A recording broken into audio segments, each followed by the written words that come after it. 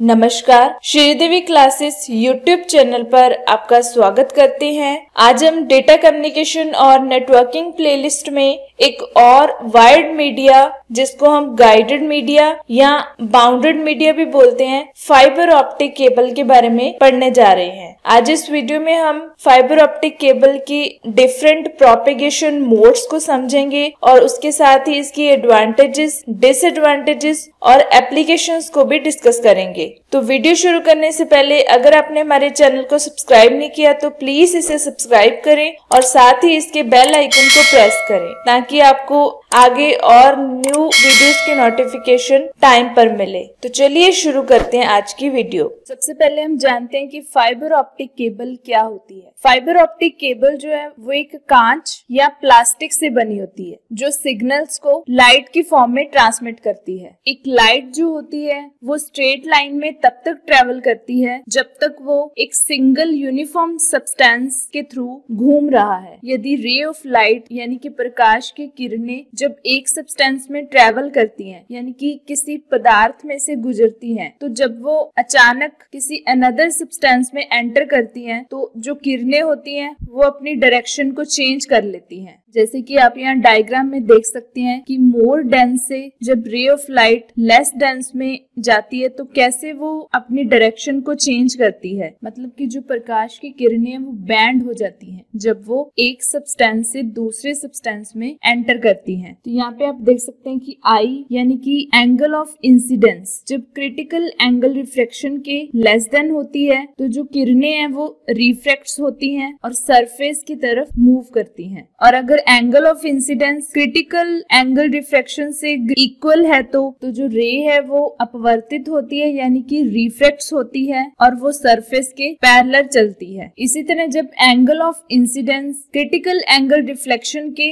Greater है तो किरण जो है वो रिफ्लेक्ट होती है यानी कि प्रवर्तित होती है, या फिर ये कह लो कि वो एक मोड बना रही है और फिर से वो एक डेंसर सब्सटेंस में ट्रेवल करती है। और इसी तरह जब हम ऑप्टिकल फाइबर के इंटरनल व्यू को देखें तो ऑप्टिकल फाइबर केबल जो है वो एक चैनल के थ्रू लाइट का मार्गदर्शन करने के लिए रिफ्लेक्शन का उपयोग करती है। ये एक गिलास है या फिर ये कह लो कि ये प्लास्टिक कोर है जो दोनों तरफ से क्लेडिंग से घिरा हुआ है। इस क्लेडिंग को हम एक मोटा कांच या प्लास्टिक भी बोल सकते हैं। दो मटेरियल्स की डेंसिटी के बीच इतना डिफरेंस होना चाहिए कि उसमें रिफ्रैक्ट होने की बजाय क्लेडिंग से रिफ्लेक्टेड हो। Propagation modes of fibre optic cable. Current technology जो है वो दो मोड्स को सपोर्ट करती है, जिसमें फर्स्ट है multi mode and then second is single mode. किस चीज के लिए? ऑप्टिकल चैनल्स के साथ लाइट की प्रोपेगेटिंग के लिए। इसमें हर एक को डिफरेंट फिजिकल कैरेक्टरिस्टिक्स के साथ फाइबर की जरूरत होती है। मल्टी मोड को हम दो फॉर्म्स में इंप्लीमेंट कर सकते हैं, जिसमें फर्स्ट है step index and then second is graded index. Multi mode propagation mode. तो मल्टी मोड नाम ही इसलिए रखा गया है कि लाइट सोर्स से जो मल्टीपल बीम्स हैं वो कोर के थ्रू डिफरेंट पाथ्स पर मूव करती हैं। तो केबल के बीच जो बीम्स हैं वो कैसे ट्रेवल करती हैं वो कोर की स्ट्रक्चर पर डिपेंड करता है। जैसे कि आप यहाँ डायग्राम में देख सकते हैं, जैसे कि मल्टी मोड स्टेप इंडेक्स में जो लाइट है वो सीधी मूव कर रही है जब तक कि ये यहाँ डेस्टिनेशन तक नहीं पहुंच जाती। जो स्टेप इंडेक्स वर्ड है वो इन डायरेक्शन की अचानक चेंजेस को डिफाइन करता है जो इस सिग्नल की डिस्टॉर्शन को कंट्रीब्यूट करता है जो इस फाइबर से पास हो रहे हैं। यहाँ पे आप देख सकते हैं डिस्टॉर्शन का मतलब कि कैसे सिग्नल की जो शेप है वो अचानक से चेंज हो रही है। And multi mode graded index fibre में जो डिस्टॉर्शन है वो इस केबल के थ्रू डिक्रीज हो जाती है। जो ये वर्ड है index,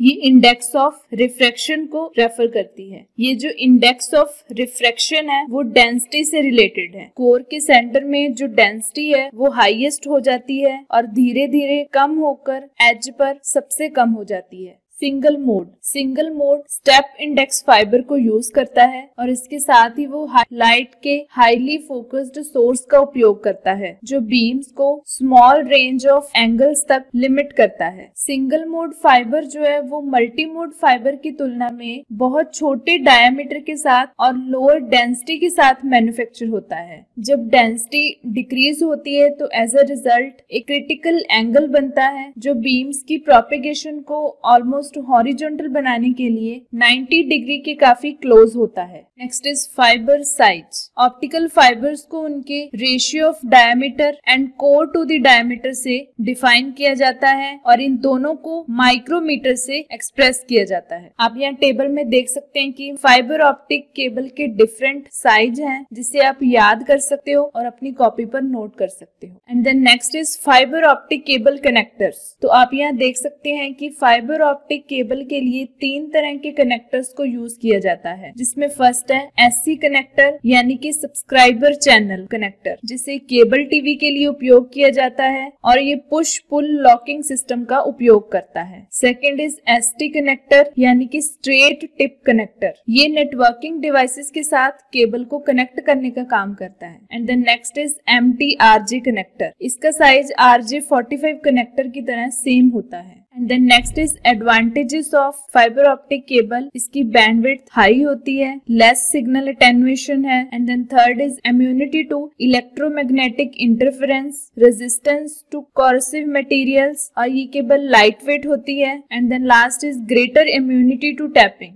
and then disadvantages of fibre optic cable, इसको इंस्टॉल करना और मेंटेन करना डिफिकल्ट होता है और अनडायरेक्शनल लाइट प्रोपेगेशन होती है और इसकी कॉस्ट बहुत ज्यादा हाई होती है। And then last is applications of fibre optic cable. इसे बैकबोन नेटवर्क्स में यूज किया जाता है क्योंकि इसकी वाइड बैंडविड्थ कॉस्ट इफेक्टिव होती है। कुछ केबल टीवी कंपनीज जो होती हैं वो ऑप्टिकल फाइबर और कोएक्सियल केबल के कॉम्बिनेशन को यूज करती हैं, जिससे क्या होता है उनका एक हाइब्रिड नेटवर्क क्रिएट होता है। लोकल एरिया नेटवर्क्स जैसे कि 100 base FS network, 1000 base X, ये भी फाइबर ऑप्टिक केबल का उपयोग करते हैं। आज की वीडियो में बस इतना ही। मैं उम्मीद करती हूँ कि आज का ये कंसेप्ट आपको बहुत अच्छे से समझ में आया होगा और ये नॉलेज फ्यूचर में आपके लिए काफी यूजफुल रहेगी। तो अगर वीडियो पसंद आई हो तो प्लीज अपने दोस्तों के साथ इसे ज्यादा से ज्यादा शेयर करें और लाइक करें, और साथ ही हमारे श्रीदेवी क्लासेस यूट्यूब चैनल को सब्सक्राइब करें और इसके बेल आइकन को दबाएं ताकि